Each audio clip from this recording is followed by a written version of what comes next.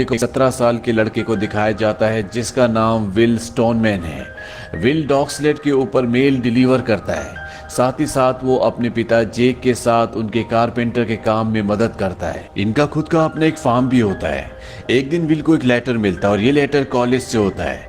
दरअसल विल का उस कॉलेज में एडमिशन हो गया होता है जहां पर वो हमेशा से पढ़ना चाहता था, पर विल अब कॉलेज नहीं जाना चाहता क्योंकि वो जानता है कि उसके परिवार को उसकी जरूरत है। विल के पिता जैक को जब ये बात पता चलती है तो बहुत खुश होते हैं। वो अपने बेटे को अपने गले से लगा लेते हैं। विल उन्हें कहता है कि मैं जानता हूँ कि आप मेरी फीस अफोर्ड नहीं कर सकते, इसीलिए मैं नहीं जाना चाहता। विल के पिता विल को कहते हैं कि तुम्हें ये सब सोचने की जरूरत नहीं है, तुम्हें अपने सपनों को पूरा करना चाहिए।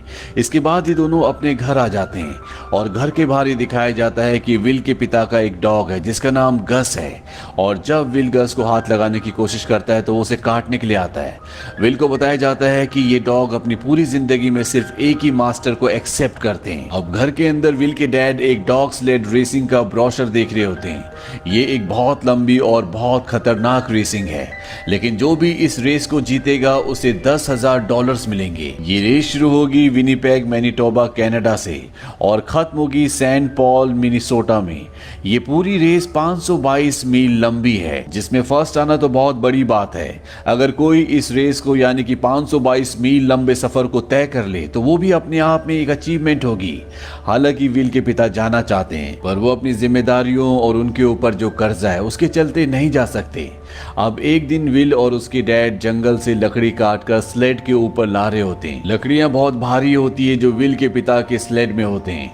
यहाँ पर रास्ता बहुत ही ऊपर नीचे होता है और तभी उनका स्लेड जंप करके पानी में गिर जाता है। वो चाहकर भी बाहर नहीं आ पा रहे होते क्योंकि उनका पैर स्लेड में फंसा होता है और उनके सारे डॉग स्लेड के साथ बंधे हुए हैं और अब उनका स्लेड पानी में डूब रहा है, इसीलिए उनके डॉग्स भी खींचे चले आ रहे होते हैं। और तभी विल यहाँ पर पहुंच जाता है। वो रस्सी खींचकर अपने पिता को बाहर निकालने की कोशिश करता है, पर इसमें इतना ज्यादा भार होता है कि वो चाहकर भी ऐसा नहीं कर सकता और वो भी अब धीरे धीरे पानी की तरफ जाने लगता है।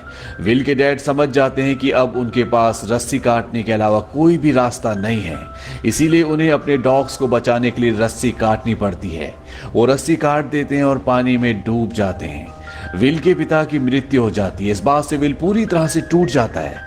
वो जानता है कि अब वो कॉलेज भी नहीं जा सकता, पर उसकी मॉम चाहती है कि वो कॉलेज जाए, इसीलिए वो फैसला करती है कि वो सभी डॉग्स को बेच देगी, गस को भी, जिससे विल के डैड सबसे ज्यादा प्यार करते थे। इस बात से विल को गुस्सा आता है। वो कहता है कि शायद मैं कॉलेज जाने के लिए कभी बना ही नहीं था। दरअसल डॉग्स बेचने के बाद इनके ऊपर फार्म का जो दूसरा कर्जा है वो भी कुछ हद तक कम हो जाएगा। विल वहां से नाराज होकर चला जाता है। अगली सुबह जब विल उठता है तो उसे वही ब्रोशर दिखता है जिसमें 522 माइल्स की रेस के बारे में लिखा होता है। इसमें जीतने वाले को $10,000 मिलेंगे। ये देखकर विल बहुत एक्साइटेड हो जाता है। वो अपनी मॉम के पास जाता है और कहता है कि मैं इस रेस में हिस्सा लेना चाहता हूँ, पर उसकी मॉम साफ साफ मना कर देती है। वो कहती है मैंने अभी अपने हस्बैंड को खोया है और अब मैं अपने बेटे को नहीं खोना चाहती। विल अपने अंकल के पास जाता और कहता है कि डैड की मृत्यु के बाद मेरे सारे सपने टूट गए, मेरे पास करने के लिए कुछ भी नहीं है, पर अब मेरे पास एक उम्मीद है। अगर मैं इस रेस को जीत जाता हूँ तो हमारा फार्म बच जाएगा, साथ ही साथ मैं कॉलेज भी जा पाऊंगा। उसके अंकल कहते हैं कि रेस 1 महीने में शुरू होने वाली है और तुम इस रेस के लिए रेडी नहीं हो। विल कहता है कि मैं रेडी हो जाऊंगा। उसके अंकल कहते हैं पर 1 महीने में नहीं। विल अपनी मॉम से कहता है कि डैड के जाने के बाद मुझे नहीं लगता कि मैं जिंदा हूं, ना ही मैं डैड को फील कर पाता हूं। डैड भी इस रेस को जीतना चाहते थे और मैं इस रेस को जीतकर उन्हें हमेशा अपने अंदर जिंदा रखना चाहता हूं। उसकी मॉम वहां से चली जाती है, पर उसकी मॉम रात को उसके अंकल के पास जाती है और उनसे पूछती है क्या पॉसिबल है। विल के अंकल सीधा विल के कमरे में जाते हैं जहां वो सो रहा होता है। उसके अंकल उसे उठाकर घर से बाहर कर देते हैं। बाहर बहुत कड़ाके की ठंड होती है। दरअसल अब विल की ट्रेनिंग शुरू हो चुकी है। विल के अंकल उसे बहुत रिगरस ट्रेनिंग कराते हैं। उसे बताते हैं कि तुम्हें कम से कम सोना होगा और ज्यादा से ज्यादा चलना होगा। यहाँ पर विल की अपने डैड के डॉग गस, जो किसी को अपने पास नहीं आने देता, उससे भी धीरे धीरे दोस्ती होना शुरू हो जाती है। 1 महीने की रिगरस ट्रेनिंग के बाद अब विल जाने के लिए तैयार हो चुका है। जाने से पहले उसकी मॉम कहती है $10,000 के बारे में भूल जाओ, मैं सिर्फ अपने बेटे को वापस चाहती हूं, मैं अपने बेटे को नहीं खोना चाहती। विल अपने डॉग्स के साथ यहाँ से रेस के लिए निकल जाता है। वो जगह पहुंच जाता है जहां पर सभी इस रेस के लिए आए हुए हैं। जो भी इस रेस में हिस्सा लेने वाले होते हैं सबके सब चैंपियन होते हैं और उम्र में भी काफी ज्यादा मैच्योर होते हैं। यहाँ पर जो आदमी इस रेस को स्पॉन्सर कर रहा है उसका नाम होता है मिस्टर हापर, जो कि बहुत ही धनी व्यक्ति होते हैं। विल उनसे कहते हैं कि मैं यहाँ पर रेस के लिए आया हूँ, क्योंकि जब सभी व्यक्तियों के सभी रेसर्स के नाम ले जा रहे थे तब विल का नाम नहीं लिया गया। विल की बात सुनकर यहाँ पर जो गार्ड होते हैं वो विल को यहाँ से बाहर निकालने लगते हैं क्योंकि विल बहुत छोटा है। मिस्टर हापर उन्हें मना करते हैं। विल कहते हैं कि मैंने इस रेस के लिए $50 भरे हैं। वो लिस्ट में उसका नाम देखते हैं, उसका नाम लिस्ट में होता है। वो कहते हैं कि तुम तो भी बहुत छोटे हो। मिस्टर हापर से पूछते हैं कि तुम रेस में क्यों लेना चाहते हो। विल कहते हैं $10,000 और किस लिए। ये बात सुनकर सब यहाँ पर हंसते हैं। मिस्टर हार्पर नहीं चाहते कि विल इस रेस में हिस्सा ले, क्योंकि वो जानते हैं कि इस रेस में जान का खतरा है। इसलिए विल से पूछते हैं कि तुम्हारे पास कितने पैसे हैं। विल कहता है $2। मिस्टर हार्पर कहते हैं कि तुमने फॉर्म लेट भरा जिसका फाइन $10 है। विल कहता है मेरे पास $2 है, बाकी के पैसे मैं रेस जीतने के बाद दे दूंगा। यहाँ पर एक न्यूज़पेपर का रिपोर्टर होता है जिसका नाम किंग्सली होता है। वो कहता है कि विल के $10 मैं दूंगा। वो ऐसा इसलिए करता है ताकि उसे उसके न्यूज़पेपर के लिए एक अच्छी हेडलाइन मिल जाए। यहाँ पर जो बाकी के रेसर्स होते हैं वो भी कहते हैं कि विल को हिस्सा लेने दिया जाए। वो सोचते हैं कि विल एक दिन से ज्यादा नहीं टिक पाएगा और अब विल भी इस रेस का हिस्सा है। अगले दिन रेस शुरू होती है और यहाँ से सबके सब रेसर्स अपने स्लेट के ऊपर बैठकर अपनी मंजिल की ओर निकल पड़ते हैं। विल के ऊपर किसी को विश्वास नहीं है। सबको ये लगता है कि विल एक दिन से ज्यादा रेस नहीं कर पाएगा और विल यहाँ पर बहुत जोश दिखाता है। वो कई बार अपने चलते हुए स्लेट से उतरकर उसे धकेलता हुआ आगे भागना शुरू करता है ताकि उसका स्लेट सबसे आगे निकल जाए। और होता भी ऐसा ही है। दरअसल इस पूरी रेस का जो रूट होता है वो रेलवे ट्रैक के बगल से होता है। इसीलिए मिस्टर हार्पर, उनके साथी मिस्टर किंग्सली जो कि न्यूज़पेपर रिपोर्टर हैं, जिन्होंने विल को $10 दिए थे, वो सबके सब ट्रेन में बैठकर इनकी रेस को देखते हुए आगे बढ़ते हैं और वो सब देखकर हैरान हो जाते हैं कि विल सबसे आगे होता है। अब जब सारे रेसर्स अपने स्लेट को भगा रहे होते हैं तभी एक स्लेट का एक्सीडेंट हो जाता है जिसमें एक आदमी की जान जाते जाते बचती है। इसके बाद एक और स्लेट गिर जाता है जहां पर विल का स्लेट उस आदमी के स्लेट से टकराकर गिर जाता है। हालांकि उसने अपने डॉग्स को कमांड दी थी पर गस अभी भी उसकी कमांड को अच्छे से नहीं लेता। इसके बाद ये आगे बढ़ते हैं और पूरे दिन का सफर तय करने के बाद जब रात हो जाती है तो ये सब के सब उस जगह पर रुक जाते हैं जहां पर ट्रेन रुकी होती है। वो ट्रेन जिसके अंदर मिस्टर हार्पर, मिस्टर किंग्सली और बहुत सारे दूसरे लोग हैं जो इनकी रेस के साथ साथ चल रहे होते हैं। पर विल यहाँ पर सुबह का उजाला होने से पहले उठ जाता है क्योंकि उसके अंकल ने उसे कहा था अगर तुम्हें इस रेस को जीतना है तो तुम्हें कम से कम सोना होगा। वो बाहर अपने डॉग्स को तैयार करता है। तभी वहां पर न्यूज़ रिपोर्टर किंग्सली आते हैं। वो विल से पूछते हैं कि तुम कहां जा रहे हो। विल कहता है शायद मौसम खराब होने वाला है, मैं चाहता हूं कि मैं सबसे आगे रहूं। यहाँ पर विल कुछ खा भी रहा होता है। किंग्सली उससे पूछते हैं कि तुम क्या खा रहे हो। वो कहता है कि मैं फ्रूट केक खा रहा हूं। इस बात से किंग्सली हैरान होते हैं। वो कहते हैं कि तुम अगले 40 मील तय करना चाहते हो ये फ्रूट केक खाकर। वो कहता है कि मेरी मॉम ने बनाई खास फ्रूट केक है और वैसे भी मैं आग जलाने में और खाना बनाने में अपना टाइम वेस्ट नहीं करना चाहता। ये कहकर विल वहां से निकल जाता है। किंग्सली अब अपने न्यूज़पेपर के लिए एक रिपोर्ट लिखता है जिसमें लिखता है कि इस रेस में एक अमेरिकन बॉय है जो नेचर के खिलाफ, इंसानों के खिलाफ और टाइम के खिलाफ रेस कर रहा है। वो सिर्फ अपनी मॉम का बनाया हुआ फ्रूट केक खाता है। ये एक सच्चा अमेरिकन हीरो है पर उसका ये आर्टिकल न्यूज़पेपर के फ्रंट पेज पर नहीं छपता क्योंकि ये वो वक्त होता है जब वर्ल्ड वॉर 1 चल रहा था, जिसकी वजह से वर्ल्ड वॉर 1 की सारी खबरें फ्रंट पेज पर होती है। किंग्सली को इस बात से बहुत डिसअपॉइंटमेंट होता है क्योंकि वो चाहता था कि विल की खबर फ्रंट पेज पर छपे। वहीं दूसरी तरफ विल को दिखाया जाता है कि जब वो आगे बढ़ रहा होता है तो सामने एक बर्फीली झील आ जाती है। विल को ऊपर याद आता है जब उसके पिता पानी में झील में डूब गए थे। इसीलिए वो फैसला करता है कि वो दूसरे रास्ते से जाएगा जहां पर उस स्लेट चलाकर नहीं जा सकता और अब वो पैदल ही आगे बढ़ना शुरू कर देता है। विल इतना थक जाता है कि वो अपने स्लेट के ऊपर ही सो जाता है। यहाँ पर जो उसके पिता का सबसे समझदार डॉग जिसका नाम गस है वो देखता है कि विल उठ नहीं रहा, इसीलिए वो अपने आप ही आगे बढ़ना शुरू कर देता है। वहीं दूसरी तरफ रात होने पर दिखाया जाता है कि सबके सब रेसर्स एक एक करके ट्रेन तक पहुंच जाते हैं। यहाँ पर ठंड बहुत ज्यादा होती है इसीलिए सबकी हालत खराब होती है पर विल यहाँ तक नहीं पहुंचता। सबको लगता है विल या तो खो चुका है या तो मर चुका है। पर कुछ ही देर बाद यहाँ पर गस विल को खींचता हुआ ले आता है। हालांकि विल अभी भी अपने स्लेट पर सो रहा होता है। उसका डॉग गस उसका मुंह चाटकर उठाता है। यहाँ पर किंग्सली उसे देख लेता है। सबके सब बाहर आते हैं और वो विल को अंदर ले जाते हैं। विल की हालत बहुत ज्यादा खराब है और वो हिम्मत नहीं हारना चाहता। हालांकि यहाँ पर उसे बोलता भी कि तुम वापस चले जाओ नहीं तो मारे जाओगे। पर विल किसी भी कीमत पर इस रेस को जीतना चाहता है। इसीलिए अगली सुबह सबसे पहले वो अपने स्लेट अपने डॉग्स के साथ यहाँ से निकल पड़ता है और जब वो आगे जाता है तो वो देखता है कि वहाँ पर एक रेसर लेटा होता है। दरअसल ये रात को ट्रेन के पास नहीं रुका था, लगातार चल रहा था और अब ये बीमार होता है। अगर विल ने इसे यहाँ पर छोड़ दिया तो ये मर जाएगा, इसीलिए वो उसे उसके स्लेट पर लेटाता है और रेलवे ट्रैक के पास छोड़ देता है। कुछ ही देर बाद वहाँ पर ट्रेन आती है। ट्रेन से उस आदमी को अंदर ले जाया जाता है। वो बताता है कि मुझे विल स्टोनमैन ने बचाया। इस बात से मिस्टर हार्पर जो इस पूरी रेस के स्पॉन्सर हैं वो बहुत इंप्रेस हो जाते हैं। वो कहते हैं इस लड़के का दिल भालू जैसा है, उसने इस आदमी की जान बचाकर अपनी बहुत सारी एनर्जी खो दी है, वो खुद भी मर सकता था। यहाँ पर एक दूसरा आदमी होता है। वो कहता है कि मैं $5000 की शर्त लगाता हूँ, विल मंजिल तक यानी कि इस रेस के अंत तक नहीं पहुंच सकता। मिस्टर हार्पर कहते हैं ठीक है मैं तुम्हारी शर्त एक्सेप्ट करता हूँ। वही विल को दिखाया जाता है वो रास्ते में अपने डॉग्स के साथ आराम कर रहा होता है और जब वो आगे बढ़ाने के लिए विसल ढूंढता है तो उसके पास विसल नहीं होती, वो कहीं छूट गई होती है। दरअसल ये उसके डैड की विसल होती है जिसे बजाने के बाद उसके डॉग्स आगे बढ़ते हैं। ये एक तरह का उनका आगे बढ़ने का सिग्नल होता है। अब उसके पास विसल नहीं है इसीलिए वो मुंह से विसल बजाता है, उसके डॉग आगे बढ़ना शुरू कर देते हैं। वहीं दूसरी तरफ दिखाया जाता है कि विल ने अपने एक साथी की जान बचाई है, इसीलिए उसकी अब फ्रंट पेज पर तस्वीर आती है और साथ ही साथ उसे अब एक नया नाम भी दिया गया होता है और ये नाम होता है आयरन विल। रिपोर्टर उसके घर तक भी पहुंच जाते हैं, उसकी मॉम को बताते हैं कि किस तरह उनका बेटा लगातार दिन रात आगे बढ़ रहा है। वो कम से कम सोता है और खाने में वो सिर्फ उनका फ्रूट केक खाता है। ये सुनकर विल की मॉम को बहुत खुशी होती है। वहीं अब वो आदमी जिसका नाम मैकटीग है, जिसने $5000 की शर्त लगाई है कि विल अपनी रेस कंप्लीट नहीं कर सकता, वो अपने रेसर के पास जाता है। उसे कहता है किसी भी कीमत पर विल को तुम्हें इस रेस से बाहर करना होगा। वो रेसर कहता है मैं तुम्हारा काम कर दूंगा।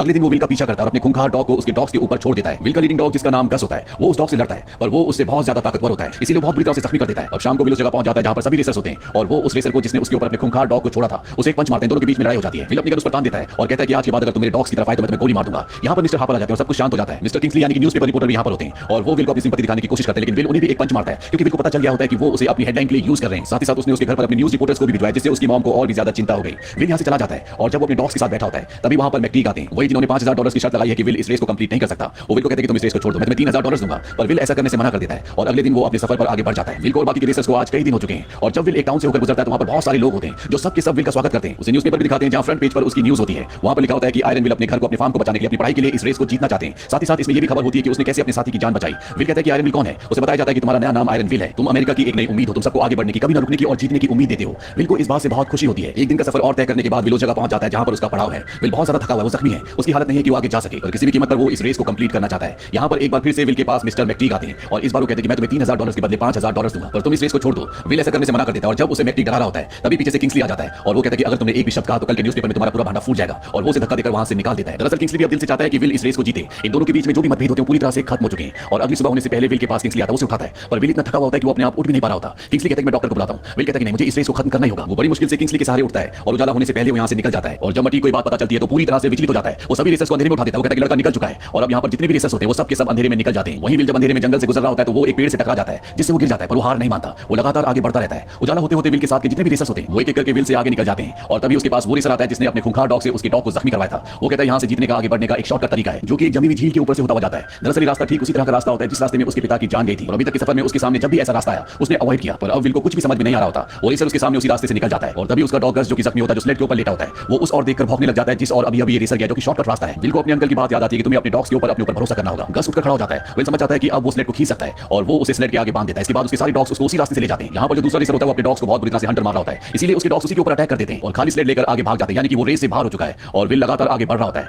वहीं दूसरी तरफ दिखाया जाता है कि फाइनल डेस्टिनेशन में जहां पर सबको पहुंचना है, वहां पर इस रेस के सभी ऑर्गेनाइजर्स, न्यूज़ रिपोर्टर्स, विल की मॉम, अंकल सब इंतजार कर रहे होते हैं और तभी पूरे क्राउड को इंफॉर्मेशन दी जाती है कि 2 रेसर्स आ रहे हैं, पर इनमें विल नहीं होता। यहाँ पर बैठा हर एक इंसान यही चाहता है कि विल इस रेस को जीते, और अगले पल पेड़ों के बीच से निकलकर शॉर्टकट रास्ता तय करके विल सामने आ जाता है, जो उन दोनों रेसर से बहुत आगे होता है। विल बहुत बुरी तरह से थका हुआ है, इसीलिए फिनिशिंग लाइन तक पहुंचने से पहले वो गिर जाता है। ये देखकर वहां पर बैठी सारी ऑडियंस पूरी तरह से हैरान हो जाती है। विल के जो अंकल होते हैं वो वही सीटी बजाना शुरू कर देते हैं जिससे विल के डॉग्स आगे बढ़ते हैं, और वो सीटी सुनने के बाद यहाँ पर बैठा हर एक इंसान उसी तरह की विसल सीटी बजाना शुरू कर देता है। विल को इससे हिम्मत मिलती है और वो खड़ा होकर अपने स्लेट को ठीक करता है और धीरे धीरे आगे बढ़ना शुरू करता है। पीछे से 2 रेसर्स भी आ रहे होते हैं और अब ये सब बराबरी में होते हैं। विल एक बार फिर से अपने अंदर के जज्बे को जगाता है और इससे पहले कि उन दोनों में से कोई फिनिशिंग लाइन को टच करता, विल उस लाइन को टच कर लेता है और इस तरह से विल इस रेस को जीत जाता है। विल की मॉम उसके पास आती है और उसे अपने गले से लगा लेती है, और इसी के साथ ही सच्ची कहानी यहीं पर खत्म हो जाती है। विल स्टोनमैन की जिंदगी की सच्ची कहानी हमें सिखाती है कि अगर इंसान के दिल में जज्बा हो, आगे बढ़ने की चाह हो, अपने ऊपर आत्मविश्वास हो, तो 522 तो क्या इससे भी लंबे सफर को आराम से तय कर सकता है। विल ने इस रेस को जीतकर न सिर्फ अपनी और अपने परिवार की जिंदगी बदली, बल्कि उसने उस वक्त जब वर्ल्ड वॉर 1 चल रहा था, लोगों के दिलों में होप खत्म हो रही थी, उसने उनकी जिंदगी में, उनके दिलों में एक उम्मीद जगाई कि अगर इंसान के अंदर जज्बा हो, विश्वास हो, तो इंसान बड़ी से बड़ी मुश्किल को, सिचुएशन को आराम से पार कर सकता है। विल की जिंदगी ने कई जिंदगियों पर प्रभाव डाला। वैसे भी जो लोग दूसरों की जिंदगी में किसी तरह का कोई भी कॉन्ट्रीब्यूशन